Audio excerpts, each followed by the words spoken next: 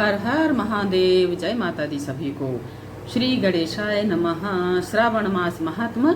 आज छठा अध्याय। छठे अध्याय में सोमवार व्रत विधान बताया जाएगा, सो श्रद्धा पूर्वक श्रवण करें। सनत कुमार बोले, हे भगवान, मैंने रविवार का हर्षकारक महात्म सुन लिया। अब आप श्रावण मास में सोमवार का महत्व मुझे बताइए। ईश्वर बोले, हे सनत कुमार, सूर्य मेरा नेत्र है, उसका महात्म इतना श्रेष्ठ है, तो फिर उमा सहित सोम मेरे लिए नाम वाले उस सोमवार का कहना ही क्या।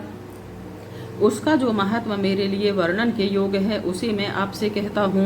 सोम चंद्रमा का नाम है और यह ब्राह्मणों का राजा है। यज्ञों का साधन भी सोम है। उस सोम के नाम के कारणों को आप सावधान होकर मुझसे सुनिए, क्योंकि यह वार मेरा ही स्वरूप है, अतः इसे सोम कहा गया है। इसीलिए यह समस्त राज्य का प्रदाता तथा श्रेष्ठ व्रत है।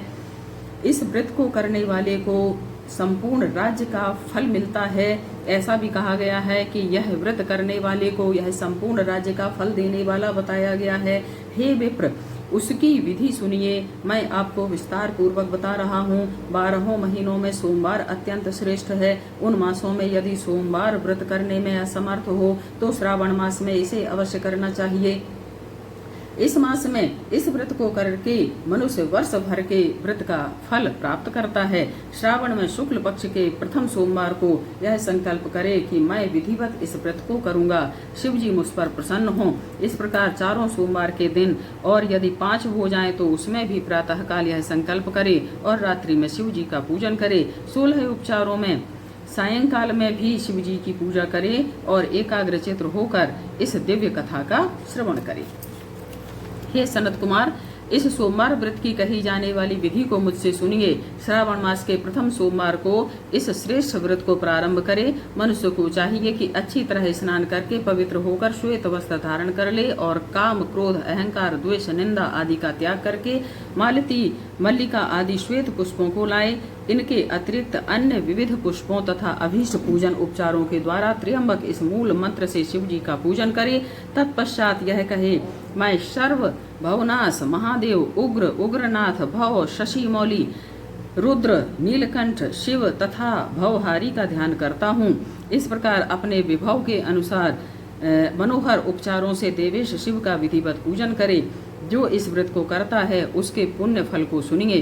जो लोग सोमवार के दिन पार्वती सहित शिव की पूजा करते हैं वे पुनरावृत्ति से रहित अक्षय लोक प्राप्त करते हैं।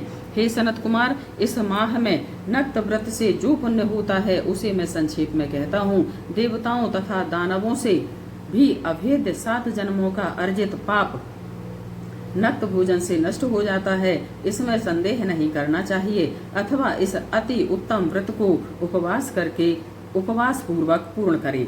इसे करने से पुत्र की इच्छा रखने वाले को पुत्र प्राप्त होता है, धन चाहने वाली की इच्छा को धन प्राप्त होता है। वह जिस अभीष्ट की कामना करता है उसे पा लेता है। इस लोक में दीर्घ काल तक वांछित सुख उपभोगों को भोग कर अंत में श्रेष्ठ विमान पर आरूढ़ होकर वह रुद्र लोक में प्रतिष्ठा प्राप्त करता है। चित्त चंचल है, धन चंचल है और जीवन भी चंचल है, ऐसा समझकर प्रयत्न पूर्वक व्रत का उद्यापन करना चाहिए।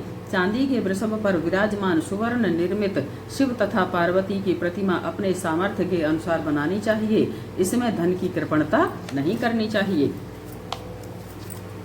तदनंतर एक दिव्य तथा शुभ लिंग तो भद्र मंडप बनाएं और उसमें 2 श्वेत वस्त्रों से युक्त एक घट स्थापित करें। घट के ऊपर तांबे अथवा बांस का बना हुआ पात्र रखें और उसके ऊपर उमा सहित शिव को स्थापित करें। इसके बाद श्रुति, स्मृति तथा पुराणों में कहे गए मंत्रों से शिव की पूजा करें।